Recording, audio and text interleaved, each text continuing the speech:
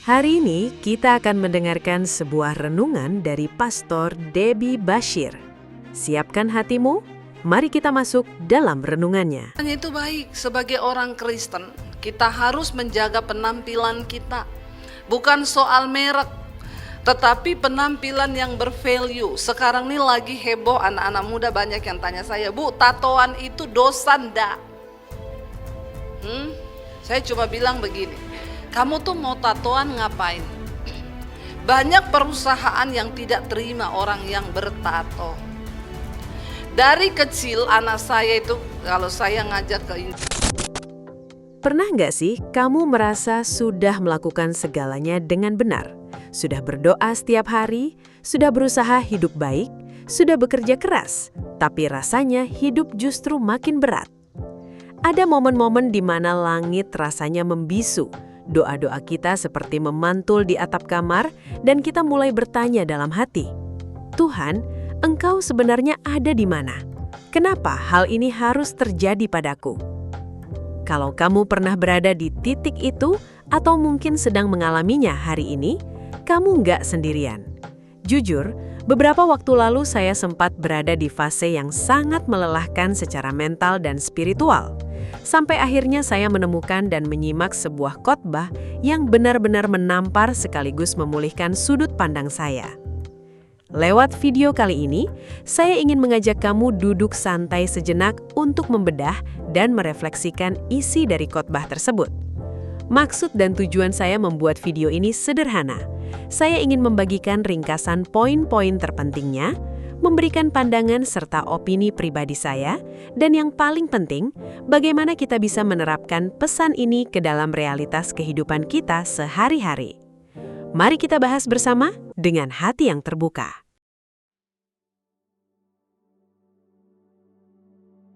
etos kerja orang Kristen di dunia marketplace.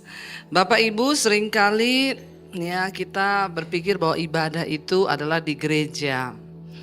Oh, mau kemana? Mau ibadah, mau ke gereja. Sehingga kita lupa bahwa di pekerjaan kita juga itu adalah ibadah. Dimanapun kita Tuhan tempatkan, itu adalah pelayanan kita, itu adalah ibadah kita. Ya, dan kita hari ini mau belajar bersama bagaimana kita menjadi orang Kristen yang memiliki integritas di dalam dunia marketplace. Supaya orang tidak ngomong begini, itu Bu kalau di gereja, hebat.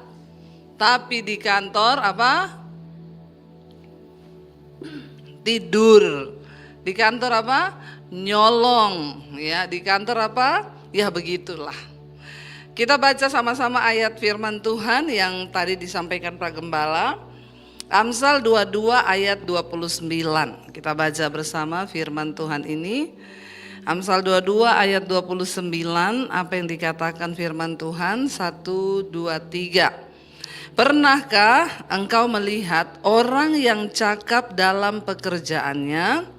Di hadapan raja-raja ia akan berdiri, bukan di hadapan orang-orang yang hina. Ayat ini dengan jelas berkata, kalau kita lihat, pernahkah engkau melihat orang yang cakap dalam pekerjaannya? Di hadapan raja-raja ia akan berdiri, bukan di hadapan orang-orang yang hina. Ya, saudara, dikatakan kalau kita memiliki etos kerja, memiliki integritas dalam hidup kita, maka Tuhan akan bawa kita berdiri di hadapan raja-raja. Saya mau tanya, berdiri di hadapan raja-raja itu susah atau susah? Ya, kita pengen ketemu raja-raja nih, orang-orang penting. Ya, kira-kira gampang nggak, saudara? Ya, kalau tidak ada value, nggak ada nilai, maka ya kita mungkin nggak akan dapat kesempatan. Bukan berarti dikatakan di sini orang-orang hina. Alkitab membeda-bedakan. Oh, kalau orang-orang hina itu, ya kenapa orang bisa menjadi hina? Ya karena dialah yang membuat nilai dirinya menjadi terhina. Ya, tapi ketika kita memiliki value dalam Tuhan, lalu bagaimana kita punya value supaya kita ini diperhitungkan oleh Banyak orang bahkan oleh raja-raja meminta nasihat. Saya mengambil satu contoh dalam Alkitab, ya, Yusuf. Ketika Yusuf mendapat mimpi, visi dari Tuhan, akan ada visi besar bagi Yusuf untuk menyelamatkan bangsanya Israel. Tetapi diawali dari sebuah mimpi. Alkitab berkata Yusuf itu di antara sesama saudaranya, dia anak yang paling disayang sama bapaknya. Dari kecil. Kenapa anak jadi paling disayang? Pasti karena dia punya nilai kan, punya value. Orang tua itu sayang sama anak itu biasanya anaknya yang memberontak? Enggak dong, anak yang nurut, yang manis, yang rajin ya. Itu yang kita sayang karena ada value, ada sesuatu dalam dirinya. Ketika akhirnya Yusuf dapat mimpi, dia cerita kepada saudaranya, saya mimpi berkas-berkas gandummu itu sujud menyembah kepada berkas gandum saya. Marah keluarganya, saudaranya marah. Ya emang siapa sih lo? Kok bisa bilang kita nanti sujud menyembah kepadamu? Lalu mereka bilang ya udah kita bunuh aja dia, toh juga dia anak kesayangan papa. Ketika mereka mau bunuh dia, mereka bilang, kalau cuma bunuh gak dapat duit. Lebih baik kita jual. Ada ya di sekeliling kita kadang keluarga, saudara ya yang punya niat jahat.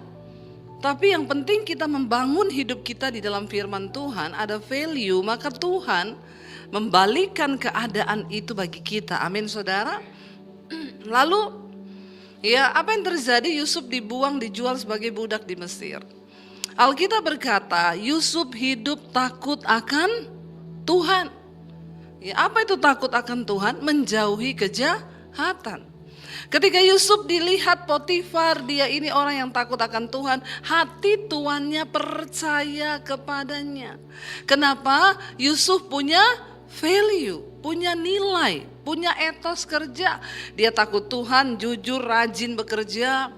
Sehingga Alkitab bilang karena tuannya melihat dia memiliki integritas, maka dia mempercayakan semua miliknya kepada Yusuf. Ya, dipercayakan kunci kamarnya, dipercayakan kunci berangkasnya loh. Karena dia tahu Yusuf tidak mungkin mencuri. Alkitab yang mencatat karena Potifar melihat Yusuf hidup takut akan Tuhan. Waktu kita hidup takut akan Tuhan, ada begitu banyak peluang dan kepercayaan yang akan Tuhan percayakan kepada kita. Amin saudara. Karena Tuhan yang menilai. Akhirnya saudara ketika satu saat Yusuf berpikir begini, wah saya sudah sampai pada mimpi yang Tuhan berikan untuk saya.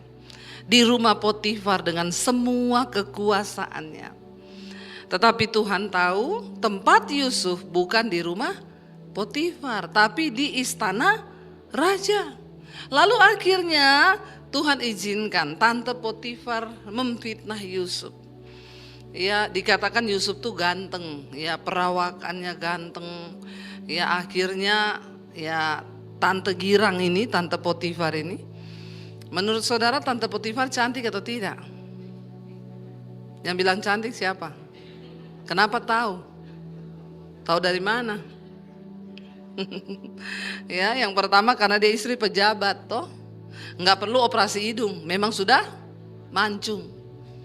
Ya, orang Mesir itu, cewek Mesir itu cantik-cantik, bodinya, mukanya.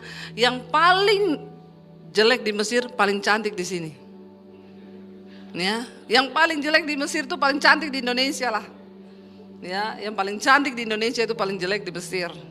Percayalah orang Mesir itu cantik-cantik. Lalu Yusuf digoda, apalagi kan dia istri pejabat, ya. Dan Alkitab berkata, Yusuf itu takut akan Tuhan. Bahkan Yusuf bilang sama tante Potifar, dia nggak ngomong gini, aku menghormati tuanku itu yang sudah kasih aku pekerjaan. Enggak, Yusuf bilang, bagaimana mungkin aku itu menyakiti hati Tuhan. Walaupun Potifar enggak lihat, walaupun nggak ada orang yang lihat, tapi Tuhan melihat. Orang yang hidup takut akan Tuhan itu pegang integritas di dalam Tuhan saudara. Walaupun ditawarin apa, ya, tetapi dia tetap memegang kepercayaannya kepada Tuhan, bahwa Tuhan yang mengangkat hidup kita, Tuhan juga yang sanggup merendahkan. Ya, ingat, enggak perlu cari muka sama orang. Amin, saudara. Ya, enggak perlu cari muka, enggak perlu jilat-jilat sama atasan, sama bos. Ya, kalau sudah punya muka enggak usah cari. Nanti kalau ketambahan muka jadi bermuka dua, toh repot nanti. Satu aja sudah cukup ya, nggak usah cari muka. Mending kita cari muka sama Tuhan, sebab Tuhan yang sanggup mengangkat bahkan menurunkan kehidupan seseorang. Karena Yusuf takut Tuhan, dia nggak mau menghampiri istri Potifar. Dia tahu Tuhan melihat. Iya, apa itu integritas? Hidup kita sama ketika di depan orang, sama di belakang orang. Karena kita takut akan Tuhan. Jangan hanya di gereja kita kelihatan akur nih suami istri.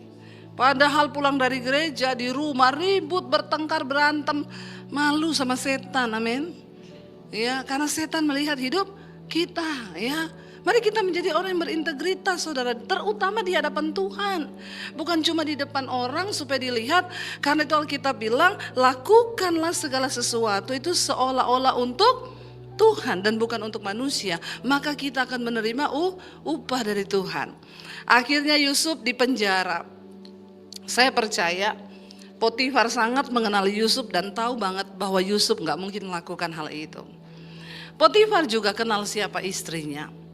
Ya, kalau model istri yang kegatelan begini, ya, tante girang yang kepengen sama ya cowok lain, kira-kira Potifar tahu nggak jenis istrinya ini jenis macam apa?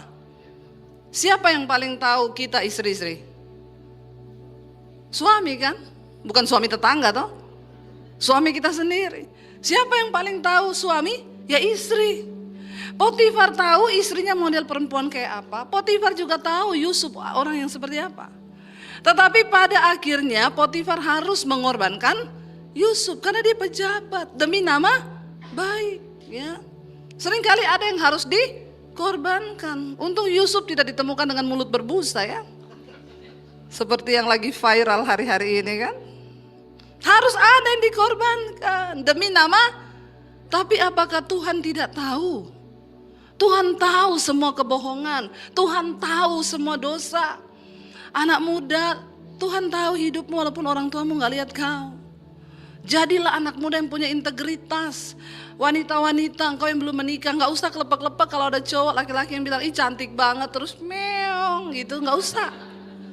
Mari sibuk membangun jati diri kita di dalam firman Tuhan. Punya value, supaya engkau menemukan yang terbaik. Karena dunia bisa kasih yang baik, tapi dari Tuhan itu yang terbaik. Akhirnya Yusuf dipenjara.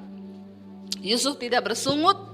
Dia mengucap syukur, dia tahu semua yang terjadi dalam hidupnya itu seizin Tuhan. Lalu satu saat Yusuf mulai terjemahkan mimpi dari orang-orang di tahanan. Sampai satu kali kepala penjara punya mimpi, dicerita ke Yusuf, Yusuf terjemahkan, terjadi. Satu saat raja mimpi. Dikumpulkanlah semua ahli mimpi di negeri itu. Dikumpulkan ahli nujum, semua peramal. Tidak ada satupun yang bisa kasih tahu arti mimpi dari raja. Lalu kepala penjara bilang begini, mohon izin raja, iya. Di tahanan ada satu anak muda. Dia sering terjemahin mimpi-mimpinya orang dan itu terjadi. Oh iya, siapa dia? Ucup. Ya, Yusuf itu kalau di Indonesia panggilannya Ucup. Ya. Lalu raja bilang, panggil Ucup ke sini. Lalu Ucup diceritain mimpinya Raja Firaun. Aku tuh mimpi begini. Yusuf bilang, raja, arti mimpimu akan datang 7 tahun masa kelimpahan di negeri ini. Dan setelah itu 7 tahun kemudian akan terjadi masa kekeringan dan kelaparan. Karena itu raja, buatlah lumbung yang besar. Waktu masa kelimpahan, simpan gandum, simpan semua bahan pokok makanan. Supaya ketika terjadi kelaparan, kita aman sebab kita punya lumbung. Raja Firaun berkata, Yusuf, ya kalau begitu karena kamu menerjemahkan mimpiku dan engkau kasih strategi, maka aku mengangkat engkau menjadi perdana menteri. Bapak Ibu, untuk menjadi Perdana Menteri di Mesir kalau tidak ketemu raja, kira-kira Yusuf bisa nggak? Nggak bisa, dia orang Ibrani. Harus orang Mesir yang jadi pejabat di Mesir. Bagaimana mungkin dia bisa jadi? Yang pertama tidak mungkin itu. Yang kedua, ya dia harus melewati jenjang sulit untuk menjadi Perdana Menteri, ya. Harus bikin partai dulu, kampanye, ya, bagi-bagi duit. Ya toh, susah. Tapi ketika engkau punya value di dalam Tuhan, tidak ada perkara yang mustahil. Sebab Tuhan yang sanggup mengangkat hidup kita kan saudara. Ya, mirip-mirip juga cerita Yusuf dengan cerita saya. Saya dibuang dari keluarga saya. Ya, dengan harapan papi saya bilang, kau keluar dari rumah ini gak bawa ijazah, saya mau lihat makan apa kau. Disumpahin gak bisa makan. Tapi apa yang Tuhan buat saudara? Waktu kita punya nilai firman Tuhan, hidup takut akan Tuhan, maka Tuhan turut bekerja. Saya mendorong setiap kita. Hari-hari ini masa yang sulit. Tapi waktu Tuhan lihat dalam hidup kita ada nilai, ada sesuatu yang bisa Tuhan perjuangkan, ada sesuatu yang bisa Tuhan beri, ya, maka Dia akan beri kita, nasib kita berbeda saudara. Di tengah kesulitan pun Tuhan tahu meluputkan orang-orang yang hidup takut akan Tuhan. Amin. Ya, dan akhirnya benar terjadi kelaparan dan Yusuf dipakai Tuhan untuk menyelamatkan bangsa Israel. Dia bawa papahnya dan seluruh keluarganya ke Mesir. Itulah awal sejarah bangsa Israel ada di Mesir. Sudah mengerti adik-adik? Ya, karena saya tahu banyak yang gak baca Alkitab, jadi gak tahu ceritanya. Ketika Daniel, Sadrak, Mesak, dan Abednego, dikatakan Daniel pasal yang pertama, kita baca aja ayat yang pertama sampai ayat yang ke-9. Daniel 1 ayat yang pertama sampai ayat ke-9. Ya, dikatakan di sana firman Tuhan demikian. Pada tahun yang ketiga, pemerintahan siapa? Yoyakim Raja Yehuda. Datanglah Nebukadnezar dari Raja Babel ke Yerusalem, lalu mengepung ya kota itu. Tuhan menyerahkan Yoyakim Raja Yehuda dan sebagian dari perkakas di rumah Allah ke dalam tangannya. Lalu dikatakan apa? Semuanya itu dibawa ke tanah Sinear, ke dalam rumah dewanya. Perkakas-perkakas itu dibawanya ke dalam perbendaharaan dewanya. Berikutnya, lalu raja apa? Untuk yang berasal dan dari kaum, yaitu siapa? Yakni orang-orang tidak ada yang berperawakan baik, yang memahami berbagai-bagai hikmat, berpengetahuan banyak, dan yang mempunyai pengertian tentang ilmu, yakni orang-orang yang cakap untuk bekerja di dalam istana raja, supaya mereka diajarkan tulisan dan bahasa orang Kasdim. Dan raja menetapkan bagi mereka pelabur setiap hari dari santapan raja, dan dari anggur yang biasa diminuminya.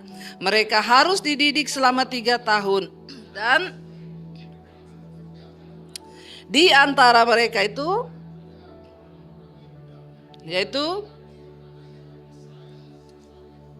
sampai di situ. Saudara lihat, waktu Raja Babel Nebukadnezar datang ke Yerusalem, dia menaklukkan Yerusalem, lalu ya diluluh lantahkan. Sampai hal yang paling menakutkan terjadi, perkakas, peralatan di rumah Tuhan di bait suci diangkut semua, dibawa ke Babel, ditaruh di rumah penyembahan dewa Babel. Lalu Raja Nebukadnezar memerintahkan kepada kepala istananya, cari, ya jangan cuma kita ambil barang-barangnya, tapi cari orang-orang yang punya etos kerja, yang punya value, yang bernilai, dan kriterianya itu mereka anak-anak muda. Yang kedua, hidupnya tidak bercela, ya. Lalu mereka dikatakan apa? Berperawakan baik, penampilannya itu baik. Sebagai orang Kristen, kita harus menjaga penampilan kita. Bukan soal merek, tetapi penampilan yang bervalue. Sekarang ini lagi heboh, anak-anak muda banyak yang tanya saya, Bu, tatoan itu dosa ndak? Saya cuma bilang begini, kamu tuh mau tatoan ngapain? Banyak perusahaan yang tidak terima orang yang bertato. Dari kecil anak saya itu, kalau saya ngajak ke Indomaret atau kemana, tiba-tiba dia bilang gini, Mami ada penjahat di situ. Saya bilang, mana penjahat itu? Kenapa kau bilang itu penjahat? Ada tatonya. Saya tidak pernah mengajarkan anak saya bahwa orang bertato itu penjahat. Tapi itu otomatis melekat. Saudara lihat kalau orang-orang curanmor itu ditangkap kan tatoan semua itu. Ya. Jadi kau itu gak usah ikut-ikutan, yang gak penting. Saya mau tanya bapak-bapak ibu-ibu, kalau mantumu penuh tato, bergumul gak kau? Kita akan bilang sama anak kita, bisa gak? Yang gak ada tato aja nak. Iya. Ada loh orang-orang tua konseling sama saya, Bu. Anak saya mau menikah tapi calonnya bertato, bagaimana ibu? Tuhan memang melihat hati, tapi manusia melihat yang kelihatan. Itu gak bisa dibilang tidak. Jangan kau tidak peduli dengan hal itu ya. Rasul Paulus bilang ya semua itu boleh, tapi apakah itu berguna? Kalau itu cuma jadi batu sandungan ngapain? Ya lagian teman saya dulu waktu masih muda, dia tato di sini saudara buaya, waktu tua jadi kadal. Karena kan menyusut ya. Jadi keriput, apa kok tato cicak di situ? Ini dulu buaya, Bu. Tapi kan udah tua jadi ya cicak. Dia tato burung Raja Wali dulu di sini, masih muda kekar Raja Wali. Begitu tua jadi emprit. Bikin malu kan?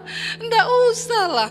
Tatonya naga waktu masih muda, six pack kan, berotot. Naga tua jadi cacing. Nggak usah lah yang aneh-aneh. Sebab kita ini harus berpenampilan, berperawakan baik ya. Nanti kalau tobat susah lagi kau hapus-hapus tatomu itu.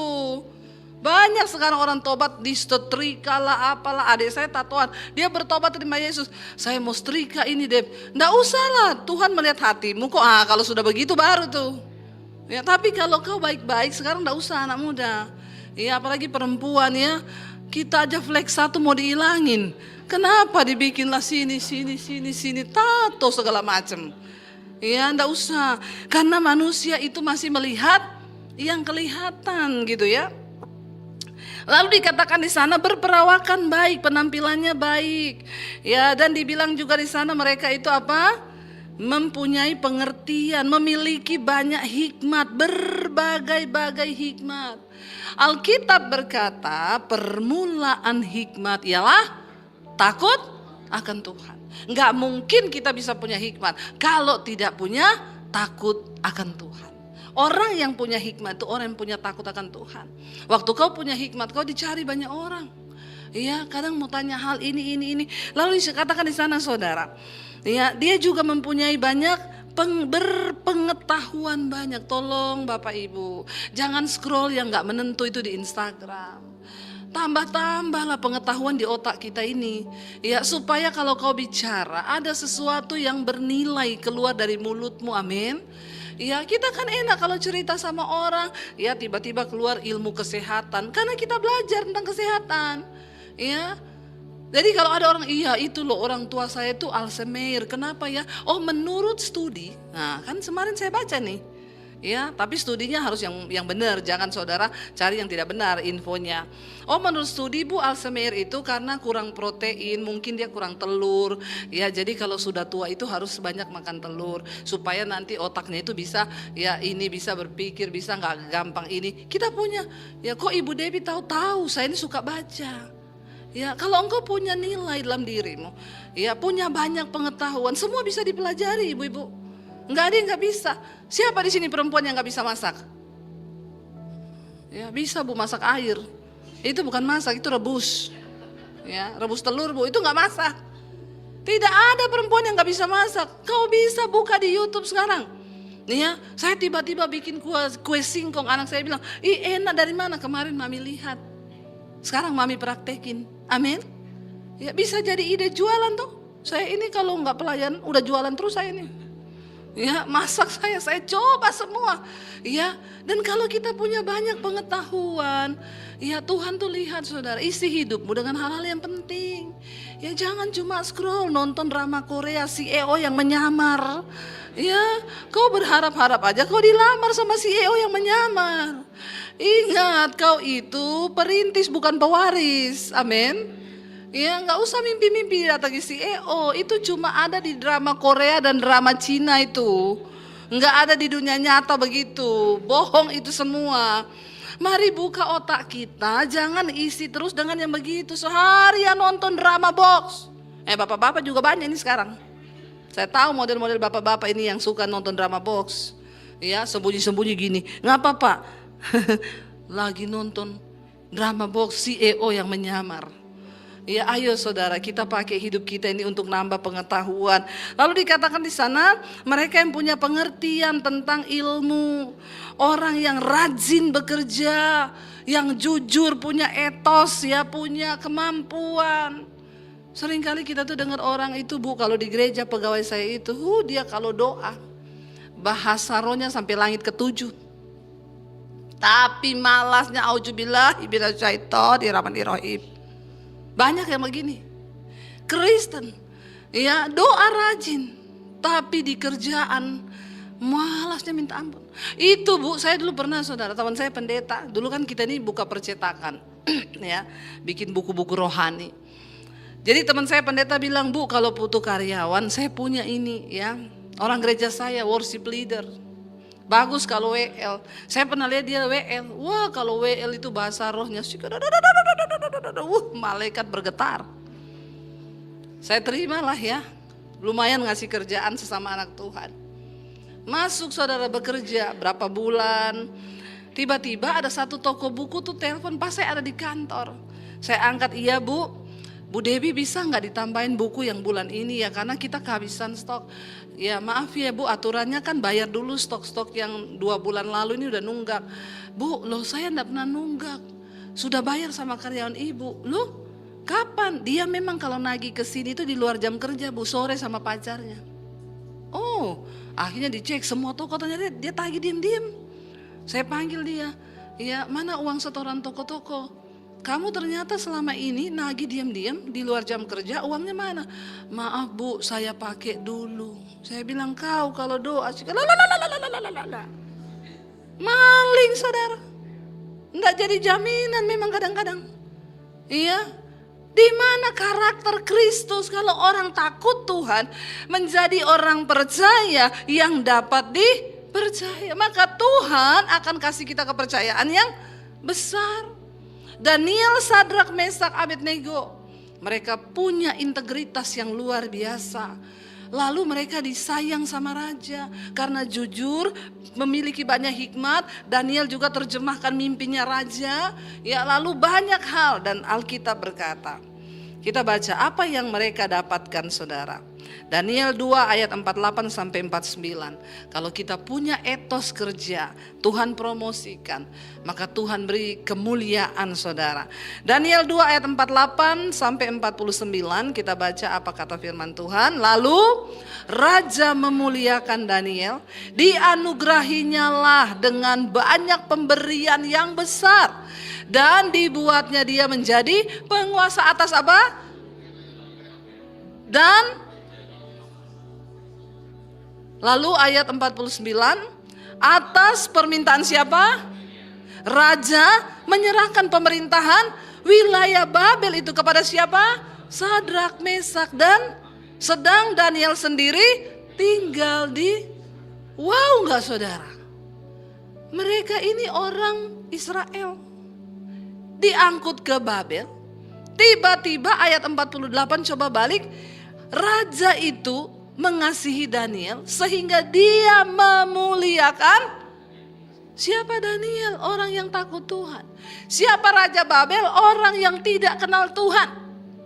Tapi karena melihat etos kerjanya Daniel yang jujur, takut akan Allah, dia kasih kemuliaan. Raja menganugerahi dia dengan banyak pemberian yang besar. bukan pemberian kecil. Makanya orang itu kalau punya etos, punya value dalam Tuhan, sering dikasih-kasih saudara. Ya, jangan iri lihat saya dikasih-kasih. Ini Alkitab tulis, kenapa Salomo itu raja-raja datang ke sana untuk mendengar hikmat dan memberi upeti. Cuma pengen dengar nasihat yang keluar dari mulutnya. Dan Alkitab mencatat mereka datang dengan membawa upet. Kalau di hidupmu itu ada value, orang cari engkau, amin. Dan bukan cuma itu, dikatakan raja memuliakan hidupnya Daniel, dianugerahi dengan banyak pemberian yang kecil.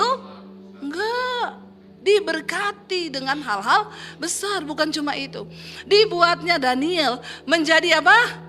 Anak buah. Wow enggak? 3 kali wownya. Nah itu baru cocok.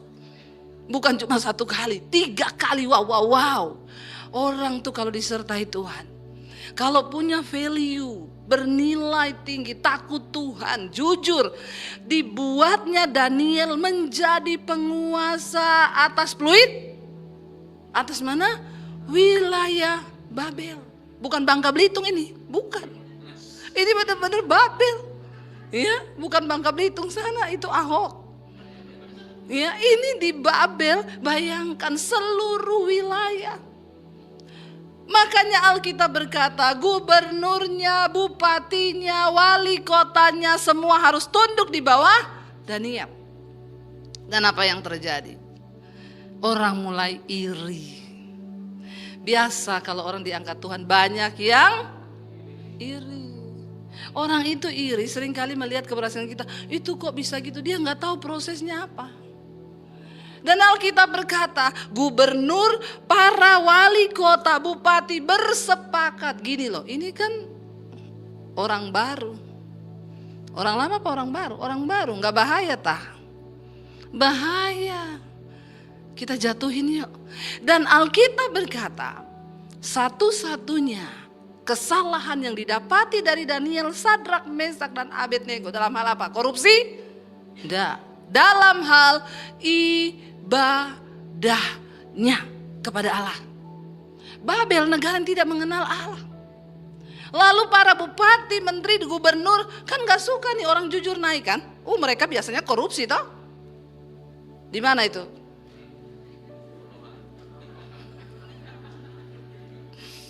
Ya, itu biasa terjadi. Kalau ada orang benar naik, maka ini tidak senang saudara. Lalu mereka mencari cara untuk menjatuhkan Daniel. Lalu mereka mulai ngompor-ngompori raja. Raja bikin patung. Raja itu orang di sini paling berkuasa. Semua rakyat harusnya memuja raja, bikin patung. Lalu semua harus menyembah kepada patung Nebukadnezar. Dan bikin aturan raja, tidak boleh ada orang berdoa kepada Allah lain selain berdoa kepada dewanya Nebukadnezar. Dan ketika peraturan dibuat, raja mentok peraturan itu dengan cincin materainya. Kalau cincin materai raja sudah ditok, artinya tidak ada seorang pun bisa mencabut itu, termasuk raja. Itu keputusan yang sudah dibuat, tidak boleh ditarik kembali. Dan akhirnya Daniel kena, dan Sadrak, Mesak, Abednego. Kayaknya kok sudah selesai ceritanya ya. Habis kau, kata mereka. Pejabat-pejabat korup ini. Habis kau. Lalu mereka melempar Daniel ke gua.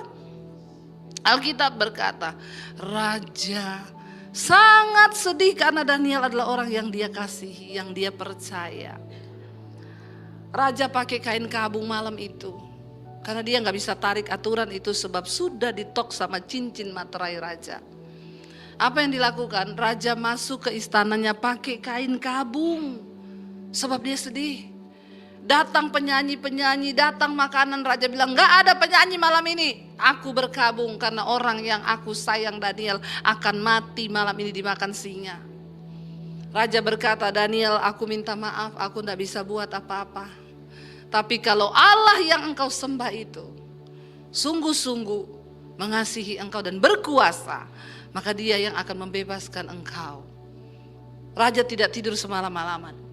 Begitu fajar menyingsing, raja langsung bangun dari tempat tidurnya. Dia berjalan ke gua singa. Dan dia cuma berkata begini, Daniel, apakah Allahmu yang kau sembah itu sudah menolong engkau? Raja berharap pasti tidak ada suara. Daniel berkata, aku selamat ya Raja, karena Allahku hebat dan dahsyat. Tepuk tangan saudara buat Tuhan. Ya, Sadrak, Mesak, Abednego dilempar dalam lautan api yang menyala. Tapi mereka diselamatkan Tuhan dan semuanya berbalik. Para pejabat yang merancangkan kejahatan itu, mereka dan seluruh saudara, anak, istrinya dilempar dalam gua singa, dilempar dalam dapur api. Dan lewat kehidupan mereka, raja bertobat dan menerima Tuhan, menyembah kepada Allah yang hidup. Waktu kita ini hidup memiliki integritas, value sesuai firman Tuhan, kita hidupnya dapat membawa banyak orang untuk datang kepada Tuhan. Amin saudara. Ya, nggak usah repot-repot teriak ya untuk orang bertobat.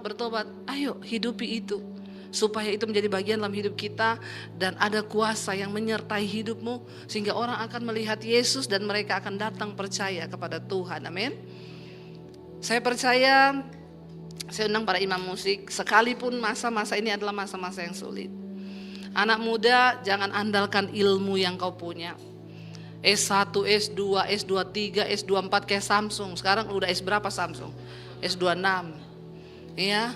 Tapi kalau kau tidak takut akan Tuhan, maaf saudara, ilmu itu tidak berguna kalau tanpa takut akan Tuhan.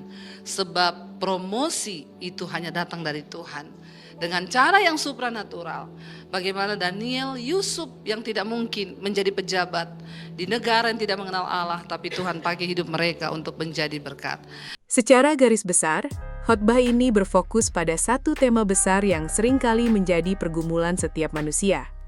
Memahami kehadiran dan rancangan Tuhan di tengah badai hidup. Pengkhotbah membuka pesannya dengan meruntuhkan sebuah miskonsepsi umum yang sering diyakini banyak orang. Selama ini, kita kerap berpikir bahwa ketika hidup kita dipenuhi masalah, penderitaan atau kegagalan, itu berarti Tuhan sedang marah atau meninggalkan kita. Khotbah ini menekankan bahwa penderitaan bukanlah tanda ketidakhadiran Tuhan, melainkan seringkali merupakan wadah atau laboratorium tempat Tuhan sedang membentuk karakter dan iman kita. Ada 3 poin inti yang disampaikan dalam khotbah ini. Pertama, perbedaan antara waktu kita dan waktu Tuhan, Kronos versus Kairos. Pengkhotbah menjelaskan bagaimana manusia selalu terikat pada dimensi waktu kronologis. Kita ingin serba cepat, serba instan dan sesuai dengan tenggat waktu yang kita tetapkan sendiri. Namun, Tuhan bekerja dalam dimensi Kairos, yaitu momen yang paling tepat dan penuh dengan tujuan kualitatif. Ketika jawaban doa terasa tertunda, itu bukan berarti Tuhan menolak, melainkan Ia sedang mempersiapkan kapasitas diri kita agar siap menerima porsi keberhasilan tersebut tanpa membuat kita menjadi sombong atau hancur. Kedua, makna hakiki dari penyerahan diri. Berserah seringkali disalahartikan sebagai tindakan menyerah atau pasrah tanpa berbuat apa-apa. Pengkhotbah meluruskan hal ini dengan sangat indah. Berserah yang sejati bukanlah sikap apatis, melainkan keberanian untuk melepaskan kendali atas hasil akhir dan menaruh kepercayaan penuh kepada Tuhan. Sembari kita tetap melakukan bagian kita dengan sebaik-baiknya. Ini adalah tentang mengalihkan fokus dari besarnya masalah ke besarnya kekuasaan yang memegang hidup kita. Ketiga, tujuan di balik rasa sakit. Khotbah ini menegaskan bahwa tidak ada air mata atau rasa sakit yang terbuang sia-sia dalam rencana Tuhan. Setiap proses yang menyakitkan dirancang untuk mengikis kesombongan, ketergantungan pada hal-hal duniawi, dan ego pribadi, sehingga kita bisa menjadi pribadi yang lebih tangguh, memiliki empati yang lebih dalam terhadap sesama, dan memiliki fondasi hidup yang tidak mudah bergoyang saat diterpa gelombang kehidupan. Opini pribadi tentang isi khotbah. Ketika menyimak seluruh penyampaian dalam khotbah ini, opini pribadi saya adalah bahwa pesan ini sangat relevan, jujur, dan berani mendobrak narasi-narasi dangkal yang sering kita dengar di media sosial atau lingkungan sekitar. Di era modern saat ini, kita tumbuh dalam budaya instant gratification. Segala sesuatu ingin didapatkan dengan cepat. Makanan bisa dipesan dalam hitungan menit, informasi didapat dalam hitungan detik. Tanpa sadar, pola pikir instan ini sering kita bawa ke dalam kehidupan spiritual dan relasi kita dengan Sang Pencipta. Kita menuntut jawaban doa yang serba cepat, dan ketika prosesnya memakan waktu lama, kita langsung merasa kecewa atau merasa Tuhan tidak adil. Menurut saya, kekuatan utama dari khotbah ini terletak pada kejujurannya. Pengkhotbah tidak menawari penonton janji manis bahwa setelah beriman, hidup akan otomatis bebas dari masalah. Sebaliknya, khotbah ini menawarkan realisme yang menyejukkan, bahwa badai pasti ada, namun kita diberikan angkar yang kuat untuk bertahan. Secara kritis, saya sangat mengagumi bagaimana analogi-analogi yang digunakan terasa sangat dekat dengan realitas sehari-hari. Salah satu analogi yang paling berkesan bagi saya adalah perumpamaan tentang seorang pemahat tanah liat. Tanah liat harus ditekan, diputar, dan dibakar dalam suhu tinggi sebelum akhirnya menjadi bejana yang indah dan bernilai tinggi. Proses pembakaran itu tentu menyakitkan bagi si tanah liat jika ia bisa merasakannya. Tetapi, itu adalah satu-satunya cara agar ia tidak hancur saat diisi air. Opini saya, pesan ini disampaikan dengan kadar emosi dan rasionalitas yang sangat seimbang, sehingga tidak hanya menyentuh perasaan, tetapi juga masuk akal untuk dicerna oleh pikiran kita. Mendengar khotbah yang bagus itu satu hal, tetapi membawanya keluar dari ruangan atau layar ponsel, lalu menerapkannya dalam kehidupan nyata adalah tantangan yang sebenarnya. Pesan mendalam dari khotbah ini tidak akan mengubah hidup kita jika hanya berhenti sebagai wawasan intelektual semata. Oleh karena itu, mari kita bedah bagaimana cara menerapkan nilai-nilai khotbah ini ke dalam praktik hidup sehari-hari. 1. Merespons krisis karir dan finansial dengan perspektif baru. Saat kita kehilangan pekerjaan, usaha yang kita bangun mengalami penurunan, atau cicilan menumpuk, reaksi alami kita adalah panik dan menyalahkan keadaan. Penerapan praktis dari khotbah ini adalah mengubah narasi dalam pikiran kita. Daripada terus-menerus bertanya, mengapa hal buruk ini harus terjadi padaku? Cobalah ubah pertanyaannya menjadi, karakter apa yang sedang diproses dalam diriku lewat situasi ini? Apakah kita sedang dilatih untuk lebih bijak mengelola keuangan? Apakah kita sedang didorong untuk keluar dari zona nyaman dan mempelajari keahlian baru? Atau mungkin kita sedang diajar untuk tidak menggantungkan harga diri kita semata-mata pada jabatan dan materi? Ketika perspektif ini bergeser, kecemasan berlebih akan berganti menjadi ketenangan untuk memikirkan langkah strategis berikutnya. 2. Melatih keterampilan melepaskan kendali dalam hubungan. Seringkali stres terbesar kita muncul karena kita berusaha keras mengontrol hal-hal yang berada di luar kendali kita, seperti sikap orang lain, keputusan pasangan, atau pandangan teman terhadap kita. Dalam khotbah ini diajarkan tentang penyerahan diri yang sejati. Penerapan praktisnya adalah belajar menetapkan batasan yang sehat. Lakukan bagian kita, komunikasikan perasaan dengan baik, tunjukkan kasih, dan berikan yang terbaik dalam hubungan tersebut. Namun setelah itu, lepaskan hasilnya. Kita tidak bisa memaksa orang lain untuk berubah atau menyukai kita. Menyerahkan hasil akhir kepada Tuhan akan membebaskan jiwa kita dari rasa lelah akibat berusaha menjadi kontrolir bagi semua orang di sekitar kita. 3. Membangun rutinitas disiplin spiritual di masa-masa kering. Ada kalanya kita merasa sangat bersemangat saat berdoa atau beribadah, tetapi ada kalanya perasaan itu benar-benar hampa atau kering. Penerapan nyata dari khotbah ini adalah tetap setia, melakukan rutinitas kebaikan dan ibadah, bukan berdasarkan mood atau perasaan, melainkan berdasarkan komitmen. Iman yang dewasa diuji bukan saat situasi sedang baik-baik saja, melainkan saat kita tetap memilih untuk berbuat baik, jujur, dan beribadah di tengah kondisi hati yang sedang tidak nyaman atau kecewa. Anggap saja ini seperti berolahraga. Hasil terbaik justru didapat saat kita tetap melangkah ke gym di hari-hari saat kita merasa malas. 4. Mengubah self-talk atau cara kita berbicara pada diri sendiri. Ketika kegagalan datang, suara dalam kepala kita seringkali menjadi musuh terbesar. Suara itu berbisik bahwa kita tidak berguna, masa depan kita sudah hancur, atau Tuhan telah melupakan kita. Penerapan praktis dari ajaran khotbah ini adalah secara aktif mempraktikkan self-talk yang berlandaskan kebenaran. Setiap kali pikiran negatif itu muncul, lawanlah dengan mengingat kembali bahwa proses belum selesai. Katakan pada diri sendiri, ini hanya satu bab dari buku hidupku, bukan akhir dari seluruh ceritanya. Kesulitan ini sifatnya sementara, dan Tuhan sedang merajut sesuatu yang lebih besar di balik layar.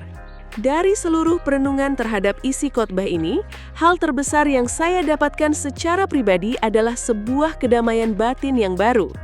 Sebelumnya, jujur saja, saya sering terjebak dalam rasa cemas yang mendalam tentang masa depan. Saya selalu merasa harus memegang kendali atas segala detail kehidupan saya. Dan ketika ada satu hal saja yang melenceng dari rencana, seluruh dunia saya rasanya runtuh. Namun, setelah meresapi pesan dari khotbah ini, ada sebuah beban berat yang seolah diangkat dari pundak saya.